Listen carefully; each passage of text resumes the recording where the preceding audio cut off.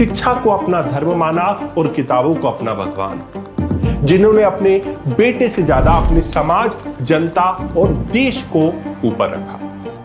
Father of Indian constitution doctor B R. Ambedkar. Ambedkar ji अपना सारा जीवन दलितों के हक के लिए लड़ते रहे और समाज से इतनी घृणा मिलने के बावजूद अगर एक आम व्यक्ति होता तो वो घर में बैठ जाता। उन्हें किसी भी विषय में इतना ज्ञान था कि उनसे डिबेट करने के पहले कोई भी व्यक्ति 100 बार सोचता था और नतीजा सबके सामने था। ना केवल भारत का सबसे बड़ा कॉन्स्टिट्यूशन दुनिया भर में लिखा, बल्कि एक ऐसे कॉन्स्टिट्यूशन को लिखा जो आज भी थ्राइविंग है, जिसका रेलेवेंस आज भी है। जाति है रे जाति, कर्ण का हृदय शोभ से डोला, कुपित सूर की और देख वो वीर क्रोध से बोला। जाति जाति करते जिनकी पूंजी केवल पाखंड, मैं क्या जानू जाति, जाति है ये मेरे भुजदंड। ऊपर सर पर कनक छत्र, भीतर काले के काले, शर्माते हैं नहीं जगत में ये जाति पूछने वाले।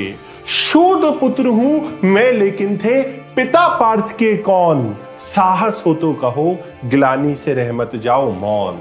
राष्ट्र कवि रामधारी सिंह दिनकर की लिखी हुई ये प्रसिद्ध पंक्तियां महाभारत काल के सर्वश्रेष्ठ योद्धा कर्ण के जीवन को आईने की तरह दिखाती हैं। आप लोगों की जानकारी के लिए मैं बता दूं, कर्ण का जन्म सूर्य के वरदान से कुंती की कोख में हुआ था, लेकिन कुंवारी कुंती ने समाज के डर से कर्ण को नदी में बहा दिया था और बाद में कर्ण का लालन पालन किया गया था एक ऐसी दंपत्ति के द्वारा जो निम्न जाति से आते थे, जिनकी खुद की कोई संतान नहीं थी। जब कर्ण बड़े हुए तो उनके पिता अधिरथ चाहते थे कि कर्ण भी उनकी तरह एक सारथी बने, रथ को चलाए, लेकिन नियति ने कर्ण के लिए कुछ और ही सोच रखा था। कर्ण अपने पिता की तरह सारथी नहीं बल्कि युद्ध विद्या और शिक्षा पाना चाहते थे, परंतु हर तरह से सक्षम हो जाने के बावजूद भी उनकी निम्न जाति होने की वजह से गुरु द्रोणाचार्य के साथ साथ सभी गुरुओं ने कर्ण को शिक्षा देने से मना कर दिया था। उस समय भला छोटी जाति वालों को शिक्षा का अधिकार कहां प्राप्त था, लेकिन कर्ण को सीखना था। इसलिए कर्ण गुरु परशुराम के पास चले गए। परशुराम जो केवल उस समय ब्राह्मणों को शिक्षा देते थे, उनसे शिक्षा प्राप्त करने के लिए कर्ण ने छल से चोटी रख खुद को एक ब्राह्मण बता के परशुराम से शिक्षा को प्राप्त किया। लेकिन जब परशुराम को इस बात का पता चला कि कर्ण एक शूद्र हैं, उन्होंने कर्ण को यह श्राप दे दिया कि जब कर्ण को अपने युद्ध ज्ञान की सबसे ज्यादा जरूरत होगी, उस समय अपनी युद्ध विद्या को कर्ण भूल जाएंगे। और हुआ ऐसा ही, कर्ण महाभारत में निर्ममता पूर्वक मारे गए थे क्योंकि वो युद्ध विद्या को भूल चुके थे। तो ये जो जात पात और छुआछूत और भेदभाव की कहानी है, ये कोई नई कहानी नहीं है। द्वापर युग में जिस तरह से अपनी निम्न जाति के कारण कर्ण को शिक्षा ग्रहण करने में इतनी मुश्किलों का सामना करना पड़ा था, उसी तरह कलयुग में भी एक कर्ण जन्मे जिनको एजुकेशन लेने में सेम वही प्रॉब्लम्स फेस करना पड़ी जो एक समय कर्ण ने की थी। और वो थे हमारे father of Indian constitution doctor B R. Ambedkar, जिन्हें अपनी निम्न जाति के चलते शिक्षा से वंचित रखा गया, जिन्हें अपने स्कूल के साथ साथ कॉलेज से लेकर नौकरी तक हर जगह प्रताड़नाएं झेलना पड़ी। लेकिन डॉक्टर बी.आर. अम्बेडकर ने इन हालातों के सामने झुकने की बजाय और ज्यादा मजबूती से इनका सामना किया और ठान लिया था कि वो शिक्षा को अपना हथियार बनाएंगे। और एक दिन इसी हथियार की दम पर उन्होंने वर्ल्ड का सबसे बड़ा संविधान लिख डाला। जी हां दोस्तों, हम उस शख्सियत की बात आज कर रहे हैं जिन्होंने शिक्षा को अपना धर्म माना और किताबों को अपना भगवान। वो हमेशा कहा करते थे कि शिक्षा शेरनी का दूध है, जो पिएगा वो दहाड़ेगा। चलिए, आज बाबा साहेब अम्बेडकर की जयंती पे ये सबसे सही मौका है उनके बारे में जानने और समझने का। तो चलिए नजर डालते हैं उनके जीवन से जुड़े कुछ ऐसे हिडन फैक्ट्स, किस्से और कहानियां जो शायद ही आप लोगों ने कहीं सुनी और देखी होंगी।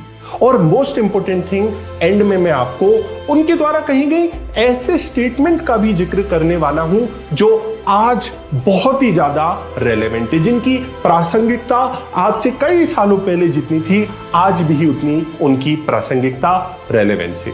आप इस वीडियो के एंड तक बने रहिए। अंबेडकर जी का जन्म आज ही के दिन 14 अप्रैल 1891 में मध्य प्रदेश के महू जिले में हुआ था।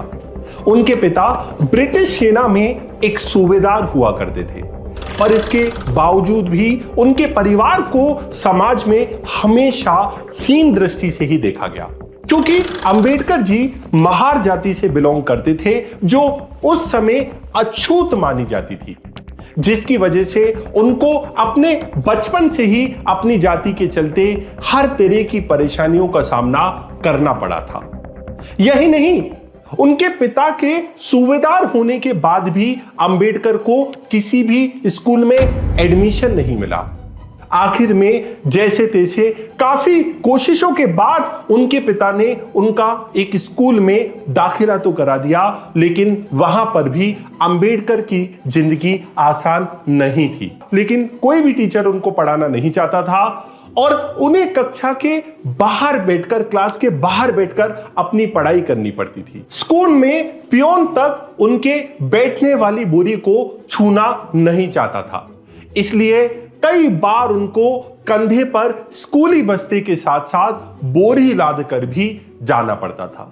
यही नहीं, अंबेडकर को स्कूल में सार्वजनिक जगह से पानी पीने की मंजूरी नहीं थी। अंबेडकर जी अपनी autobiography waiting for A visa में लिखते हैं, नो पियोन नो वाटर। इसका मतलब है कि जिस दिन उनके स्कूल का पियोन नहीं आता था उस दिन अंबेडकर जी को पानी नहीं मिलता था। पर तब तक अंबेडकर जी को यह सब सामान्य सी घटना लगने लगी थी। वो छुआछूत को एक कॉमन सोशल नॉर्म समझने लगे थे। लेकिन 9 वर्ष की उम्र में उनके साथ एक ऐसी घटना हुई जिन्होंने उनको अंदर से झकझोर के रख दिया, और यही उनकी लाइफ का सबसे बड़ा टर्निंग पॉइंट था। यह समय 1901 की गर्मियों का था, जब अंबेडकर जी और उनके बड़े भाई छुट्टी मनाने के लिए अपने पिता के पास कोरेगांव जाने वाले थे, जिसको लेकर दोनों ही भाई बड़े खुश थे। वो नए कपड़े पहनकर अपने ट्रेन का पहला सफर तय करने के लिए बेताब थे, और दोनों भाई मैसूर रेलवे स्टेशन पहुंचकर आगे के रास्ता अपने पिता के साथ पूरा करने वाले थे। बट उनके पिता को उनके आने की डेट यानी कि दिन मालूम नहीं था, इसलिए जब दोनों भाई रेलवे स्टेशन पहुंचे वो अपने पिता को रेलवे स्टेशन पर ना पाकर बड़े परेशान हो गए। छोटे बच्चों की परेशानी को देखकर स्टेशन मास्टर उनके पास आकर उनसे उनकी परेशानी को पूछने लगा। चूंकि कपड़ों और बातचीत से अंबेडकर जी और उनके बड़े भाई ऊंची जाति के मालूम पड़ रहे थे, इसलिए स्टेशन मास्टर ये मानकर उन बच्चों की मदद करने को तैयार हो गया कि ये बच्चे तो ऊपरी जाति के होंगे, और स्टेशन मास्टर ने उनसे उनकी जाति को बिना पूछे खुद से बैलगाड़ी में उन बच्चों को कोरेगांव तक के रास्ते में बिठा दिया। बट जैसे ही किसी तरीके से स्टेशन मास्टर को इन बच्चों की जाति मालूम पड़ी, एक दयालु प्यार से बात करने वाला स्टेशन मास्टर अब झगड़ालू बन चुका था, क्योंकि उनकी जात का पता उसको चल चुका था। यह देख दोनों भाई घबरा गए। यही नहीं, दोनों भाइयों की जाति जानने के बाद अब बैलगाड़ी वाले ने भी इनको बिठाने से मना कर दिया। शाम ढल रही थी और अंबेडकर जी के जिद करने के बाद वो बैलगाड़ी वाला 2 शर्तों पर इन दोनों भाइयों को ले जाने के लिए तैयार हो गया।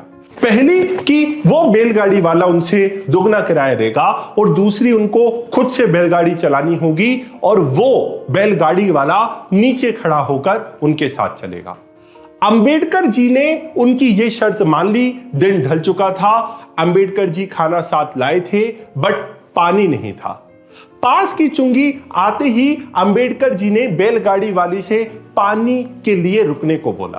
तब बैलगाड़ी वाले ने दोनों भाइयों को कहा कि चुंगी वाला तुम्हारी जाति जानकर तुम्हें पानी पीने नहीं देगा, इसलिए जब तुमसे जाति पूछी जाए तो तुम खुद को मुसलमान बताना। चुंगी वाले के पास पहुंचकर जब अंबेडकर जी ने उनसे पानी मांगा, तब चुंगी वाले ने अंबेडकर जी से जब उनकी जाति पूछी तो बैलगाड़ी वाले की बात को मानकर उन्होंने अपने आप को मुसलमान ही बताया। बट चुंगी वाला समझ चुका था कि अंबेडकर झूठ बोल रहे हैं और चुंगी वाले ने उन्हें पानी देने से साफ साफ मना कर दिया। रात हो चुकी थी, पानी का कहीं नामो निशान नहीं था। दोनों भाई को जोर से भूख लग रही थी, पर पानी ना होने की वजह से दोनों भाइयों को रात भर भूखा सोना पड़ा।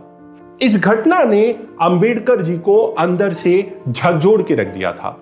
वो सोचने लगे थे कि अगर वो मुसलमान होते तो उन्हें पानी मिल जाता, पर खुद हिंदू होने के बावजूद भी उनकी जाति की वजह से उन्हें पानी नहीं मिला। हिंदू का एक दूसरे हिंदू से किए इस भेदभाव ने अंबेडकर जी के मन में जाति प्रथा और हिंदू धर्म की कुरीतियों के प्रति एक रोष पैदा कर दिया था। अंबेडकर जी को मालूम था कि सवर्ण अगर समाज में ऊपर है तो शिक्षा पे भी उनका इसी वजह से मोनोपोली है, एक अधिकार है। इसलिए अंबेडकर जी की नजरों में इस छुआछूत से मुक्ति प्राप्त करने का केवल एक ही तरीका, एक ही रास्ता था, और वो था एजुकेशन। उस दिन रात में बैलगाड़ी पर एक 9 साल का भूखा बच्चा सोया था, पर जब वो बच्चा उठा तो भूख तो थी, बट भूख खाने की नहीं थी, भूख शिक्षा प्राप्त करने की थी। उसके बाद से अंबेडकर जी ने मन लगाकर पढ़ाई करना शुरू कर दी। 1907 में उन्होंने मैट्रिक परीक्षा पास की और समाज में मैट्रिक पास करने वाले अंबेडकर पहले व्यक्ति थे। मैट्रिक को पास करने के बाद अंबेडकर जी ने 1912 तक मुंबई के एल्फिस्टीन कॉलेज से इकोनॉमिक्स और पॉलिटिकल साइंस से ग्रेजुएशन किया। 1913 में महज 22 साल की उम्र में अंबेडकर जी को बड़ौदा के राजा सयाजी राव गायकवाड़ की तरफ से 3 साल की स्कॉलरशिप के चलते कोलंबिया यूनिवर्सिटी में पोस्ट ग्रेजुएशन करने का मौका मिला। इसके साथ ही 1916 में उन्होंने लंदन स्कूल ऑफ इकोनॉमिक्स से इकोनॉमिक्स की पढ़ाई की। इकोनॉमिक्स पढ़ते पढ़ते अंबेडकर जी ने वकालत की पढ़ाई भी करी। एक साथ 2 कोर्सेस, वो भी वर्ल्ड के अलग अलग टॉप कॉलेजेस से। और अंबेडकर जी की इसी शिक्षा में विश्वास के चलते ही तो वो कहते थे कि शिक्षा शेरनी का दूध है, जो पिएगा वो दहाड़ेगा।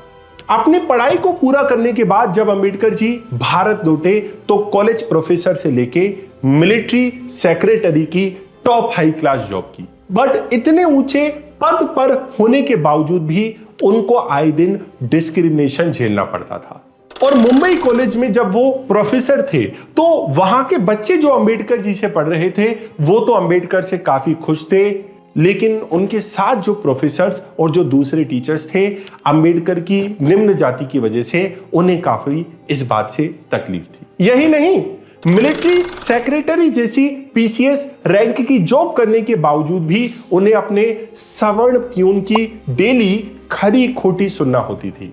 उनका प्यून फाइल्स को कभी टेबल पर रखने की बजाय दूर से फेंक दिया करता था ताकि किसी भी तरीके से अंबेडकर जी के कांटेक्ट में वो ना आए। और संसाधनों की इतनी कमी होने के बावजूद और समाज से इतनी घृणा मिलने के बावजूद अगर एक आम व्यक्ति होता तो वो घर में बैठ जाता, लेकिन अंबेडकर की समाज को सुधार करने की जो चाह थी उसके लिए अंबेडकर हमेशा जीवन में आगे बढ़ते रहे और इससे भी अधिक मेहनत करके और ज्यादा उन्होंने शिक्षा के क्षेत्र में उपलब्धियों को प्राप्त किया।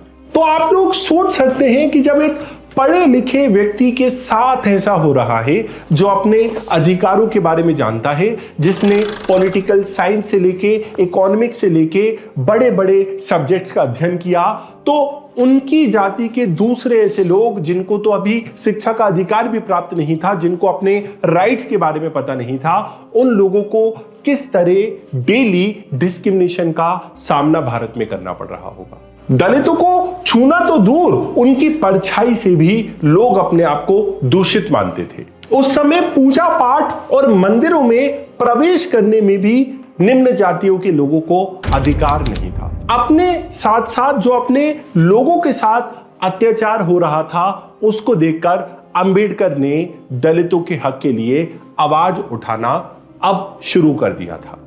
अंबेडकर जी ने 1920 में पहले मूल नायक नाम से एक पत्रिका की शुरुआत की, जिसमें दलितों पे हो रहे अत्याचारों की खुल की निंदा की जाती थी। लेकिन अंबेडकर जी को जब लगने लगा था कि बिना स्ट्रगल के, बिना संघर्ष के बात नहीं बनेगी, तब उन्होंने 1927 में अनटचेबल मूवमेंट की शुरुआत कर दी थी। अंबेडकर जी ने हजारों दलितों के साथ मिलकर सार्वजनिक तालाबों से पानी पीना शुरू कर दिया था। और अंबेडकर जी यहीं नहीं रुके। 27 दिसंबर 1927 को उन्होंने अपने समर्थकों के साथ मिलकर मनुस्मृति, जिसके आधार पर ही यह जाति व्यवस्था समाज में आई थी, उसको आग के हवाले कर दिया। उस दिन मनुस्मृति की हजारों प्रतियों को जलाकर खाक कर दिया गया था। इसके अलावा 1930 में अंबेडकर जी ने मंदिर प्रवेश को लेकर काफी सारे आंदोलन भी चलाए, जिसमें सभी दलितों को मंदिर में प्रवेश करने के साथ साथ पूजा करने का भी अधिकार दिलाया गया। और देखिए, अंबेडकर जी जानते थे कि दलितों को यदि उनका हक एक स्थायी रूप से दिलाना है तो सत्याग्रह और आंदोलन के साथ साथ उन्हें कानूनी रास्ते का भी सहारा लेना पड़ेगा। इसलिए जब भी कोई एक्ट पारित होता था, उसमें अंबेडकर जी दलितों की आवाज बन मुखरता से अपनी बात को, अपनी मांगों को आगे रखते थे। और कई बार इन्हीं मुखरता के चलते कांग्रेस के बड़े बड़े लीडर्स अंबेडकर से परेशान थे। एक बार की बात ऐसी भी है, हम भारत के इतिहास में देखेंगे, जिसमें महात्मा गांधी और बी.आर. अंबेडकर के बीच में हमें वैचारिक मतभेद देखने को मिलेगा। दलितों के लिए लाए जाने वाले सेपरेट इलेक्टोरेट सिस्टम को लेकर उनमें और गांधी जी में भयंकर कॉन्फ्लिक्ट शुरू हो गए थे। यह सेपरेट इलेक्टोरेट का सिस्टम 1932 में आया था। इस सेपरेट इलेक्टोरेट सिस्टम पृथक चुनावी व्यवस्था के अनुसार एक ऐसे सिस्टम को, मॉडल को एस्टेब्लिश करने की कोशिश की जा रही थी जहां पे दलित मेजोरिटी एरिया में केवल दलित लीडर ही खड़ा होगा और वोट देने का अधिकार भी केवल दलितों के पास होगा। लेकिन महात्मा गांधी और बी.आर. अंबेडकर में इसमें मतभेद था। महात्मा गांधी जहां रिजर्वेशन के माध्यम से दलितों की स्थिति को बेटर करना देख रहे थे, वहीं बी.आर. अंबेडकर सेपरेट इलेक्टोरेट के थ्रू दलितों की स्थिति को बेहतर बनाना चाहते थे। गांधी जी को मालूम था कि अंबेडकर जी जितना पढ़ा लिखा, तर्क से बात करने वाले व्यक्ति पूरे हिंदुस्तान तो छोड़िए, पूरी वर्ल्ड में नहीं मिलेगा। इसलिए बजाय उन्होंने अंबेडकर जी से बात करने के भूख हड़ताल का रास्ता सामने निकाला। कहीं ना कहीं गांधी जी को यह बात मालूम थी कि अंबेडकर जी बाहर से कितनी भी कठोर क्यों ना हो, बट वो अंदर से एक नरम दिल के इंसान हैं और भूख हड़ताल के नाम पर वो जरूर उनकी बात को मानेंगे। और हुआ भी यही। 1932 में एक बीच का रास्ता, एक मध्यस्थता करते हुए महात्मा गांधी और बी.आर. अंबेडकर के बीच में दलितों की स्थिति के सुधार लाने के लिए पूना पैक्ट साइन किया गया, जिसमें दलित्स को रिजर्वेशन प्राप्त हुआ। अंबेडकर जी अपना सारा जीवन दलितों के हक के लिए लड़ते रहे। उन्हें किसी भी विषय में इतना ज्ञान था कि उनसे डिबेट करने के पहले कोई भी व्यक्ति 100 बार सोचता था। फेमस राइटर जॉन ग्रुंथर बताते हैं कि 1938 में राजगढ़ में अंबेडकर जी की उनसे मुलाकात हुई थी। उस समय उनके पास 8000 से ज्यादा बुक्स थी, जो कि उनकी मृत्यु तक 35,000 हो चुकी थी। शिक्षा शेरनी का दूध है, जो पिएगा वो दहाड़ेगा। वो पढ़ने में इतना लीन हो जाते थे कि कभी कभी रात से सुबह हो जाती थी, उनको मालूम नहीं चलता था। एक बार अपने शिष्य नामदेव के पैर छुए जाने पर उनको महसूस ही नहीं हुआ कि वो नामदेव थे। अंबेडकर जी उनको अपना पालतू कुत्ता समझ बैठे थे। और इसी अपनी शिक्षा के प्रति डेडिकेशन के चलते लंदन में जिस पढ़ाई को पूरा करने के लिए अंबेडकर गए थे, वो 8 साल की पढ़ाई को केवल 2 साल 3 महीने में ही पूरा उन्होंने कर लिया। आप लोगों को इस मुकाम तक वीडियो के पहुंचते पहुंचते मैं एक बहुत ही शानदार कहानी बताना चाहूंगा।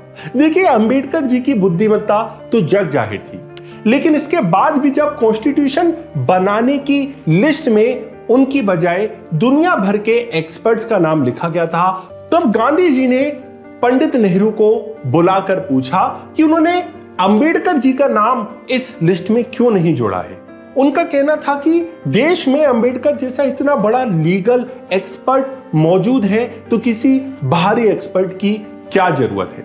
और नतीजा सबके सामने था।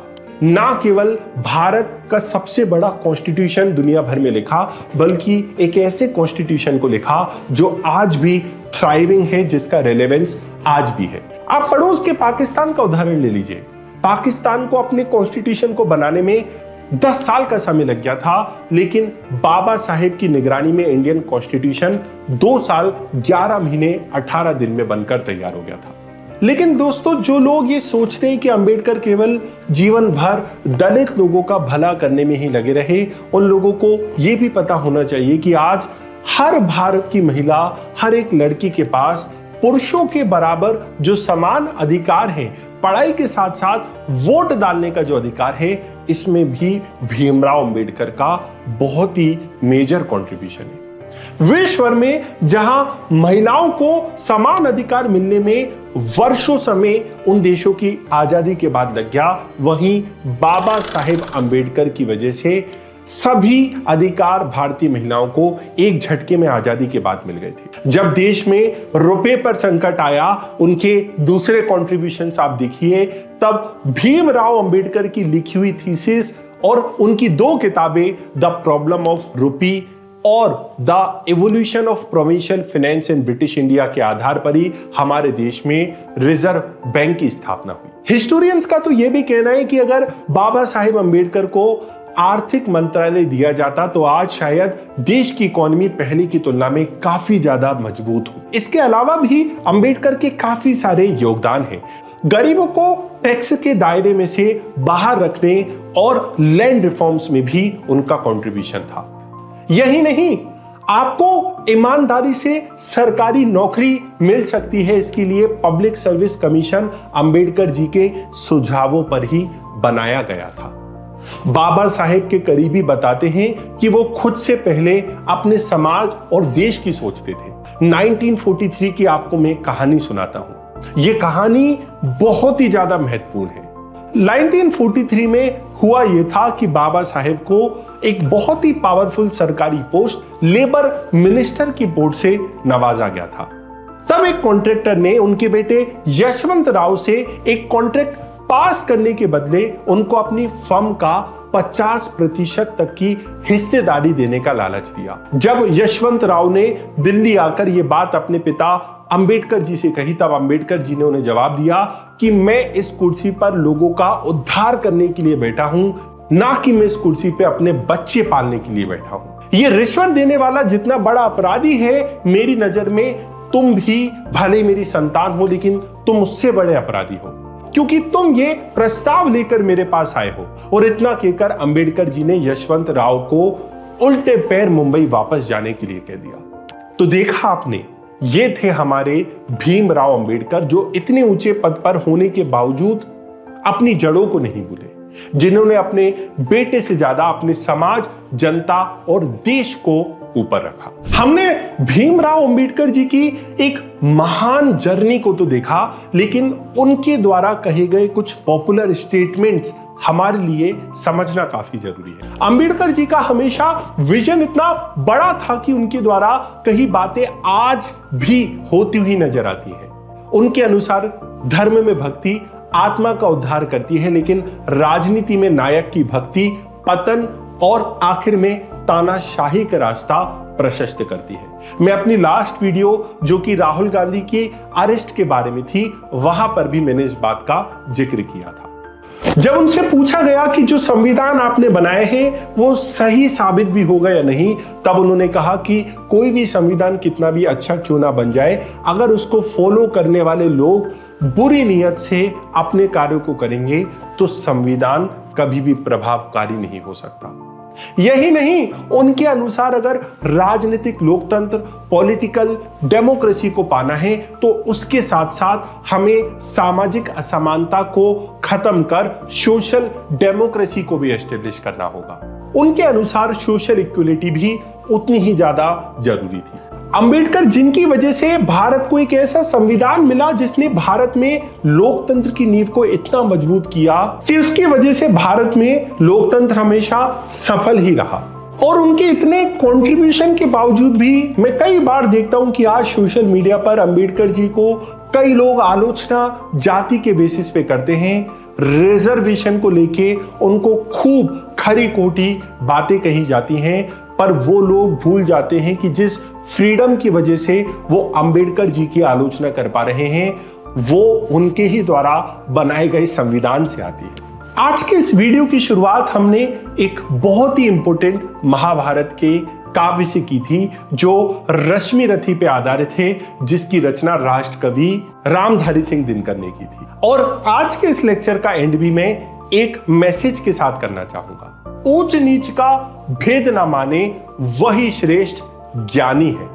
दया धर्म जिसमें हो वही सबसे पूज्य प्राणी है।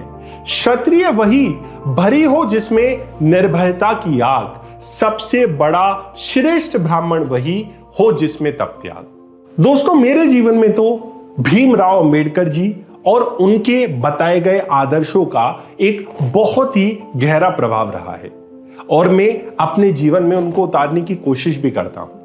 और मैं यही मान के चलता हूं कि किसी ना किसी तरह से उनके आदर्श आपको भी प्रभावित और मोटिवेट करते होंगे। आपको उनकी कौन सी बात सबसे अच्छी लगी? क्या आप कोई उनके बारे में ऐसे इंटरेस्टिंग फैक्ट को जानते हो जो शायद मुझे या हमारी दूसरी ऑडियंस को पता नहीं है जो इस वीडियो को देखेगी? अगर आपके पास ऐसा कोई बात, सुझाव या आपको मोटिवेट करने वाली बात है तो आप उसको कमेंट सेक्शन में जरूर लिखें। आज के लिए इस वीडियो में बस इतना ही। बहुत बहुत धन्यवाद। और मैं आपसे यह भी रिक्वेस्ट करूंगा कि आप इस चैनल को सब्सक्राइब भी कर लें। अगले लेक्चर में मैं आप लोगों से फिर एक वीडियो के साथ मिलूंगा। बहुत बहुत धन्यवाद। जय हिंद।